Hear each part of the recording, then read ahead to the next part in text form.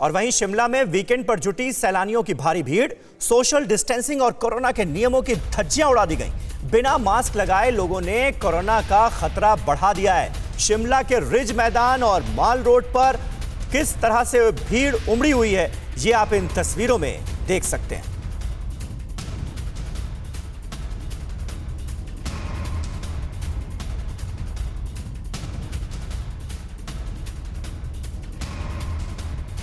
और आइए आपको सबसे पहले शिमला लिए चलते हैं। मोहित मल्होत्रा वहां से हमारे साथ मौजूद हैं। हमारे कई और संवाददाता भी हमारे साथ इस वक्त जुड़ चुके हैं। नैनीताल की खूबसूरत वादियों से विपिन चौबे मुझे नजर आ रहे हैं और भावना किशोर हमारी एक और सहयोगी हमारे साथ मौजूद हैं। लेकिन सबसे पहले मोहित, मैं आपके पास आऊंगा। शिमला में इस वक्त हालात कैसे हैं? केंद्र सरकार गंभीरता से ले रही है इस पूरे मामले को और राज्यों को आगाह भी किया गया है, उसका कोई असर पड़ता हुआ नजर आ रहा है या सब कुछ पहले जैसा है?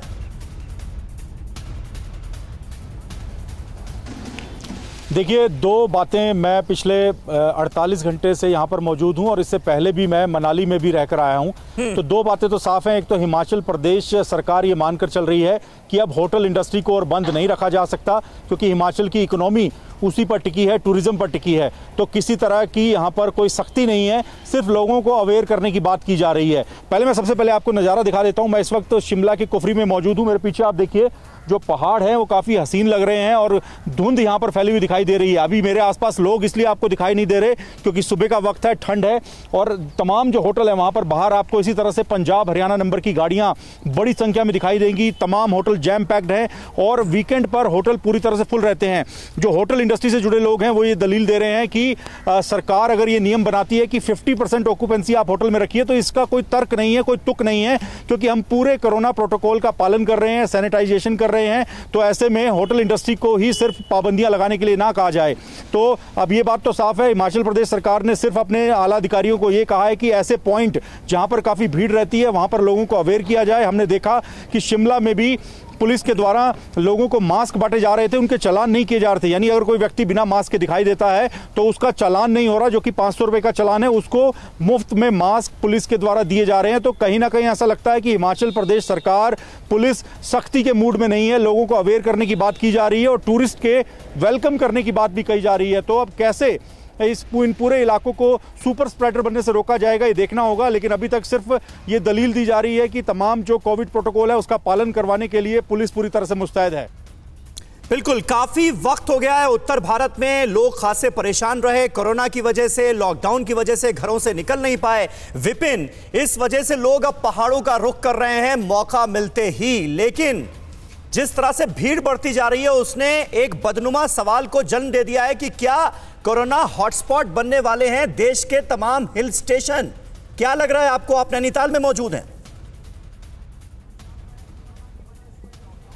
बिल्कुल समीर, और मैं यहाँ कल जब दिल्ली से आ रहा था तो आप समझिए कि भीड़ का आलम यह है कि दिल्ली से नैनीताल की दूरी 6 घंटे की है, लेकिन मुझे पहुंचने में 10.5 घंटे लगे हैं। 10.5 घंटे में मैंने यहाँ का सफर तय किया और उसके बाद जो तस्वीरें मैंने देखी वो इतनी डराने वाली हैं, इतनी परेशान करने वाली हैं कि आप समझ नहीं सकते कि कोरोना की दो लहर देखने के बाद, अस्पतालों की स्थिति देखने के बाद, ऑक्सीजन की स्थिति देखने के बाद कैसे लोग उन तस्वीरों को भूलकर अपने परिवारों के साथ इन हिल स्टेशन पर आए हैं। और वहां भीड़ इतनी ज्यादा है जहां ना तो सोशल डिस्टेंसिंग का पालन किया जा रहा है, कोविड गाइडलाइंस का पालन नहीं किया जा रहा है और घूमने के चक्कर में जो पर्यटक है वो अपने परिवार के साथ मास्क तक नहीं लगा रहे हैं, सैनिटाइजेशन भी प्रॉपर नहीं हो रहा है। तो ऐसे में आप समझ सकते हैं कि लोग उन भयावह तस्वीरों को भूल चुके हैं और जब वो कैमरा देखते हैं, पुलिस को देखते हैं तो जल्दी जल्दी मास्क ऊपर करते हैं। यानी वो जानते हैं कि हम गलत कर रहे हैं और पूछने पर, सवाल पूछने पर भी ये कहते हैं कि हाँ हम गलत कर रहे हैं, हमें नहीं आना चाहिए था, लेकिन क्या करें।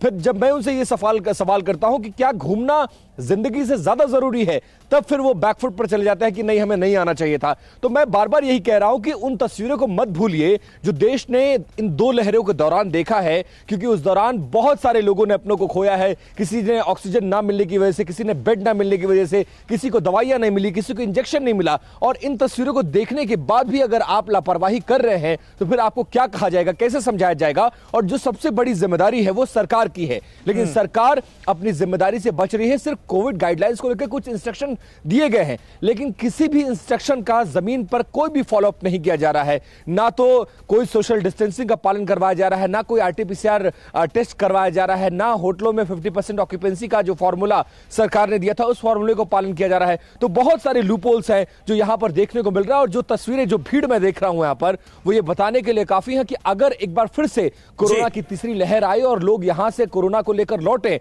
तो पूरे देश में तबाही मच जाएगी। बिल्कुल यही चिंता है इस वक्त, देश की चिंता भी यही है और सरकारें भी इसे लेकर चिंता का इजहार तो कर रही हैं, लेकिन ग्राउंड पर हालात अभी भी बदलते हुए नजर नहीं आ रहे हैं। यह बड़ी बात है। अड़ी सोमवार से शुक्रवार शाम 6 बजे सिर्फ TV9 भारतवर्ष पर।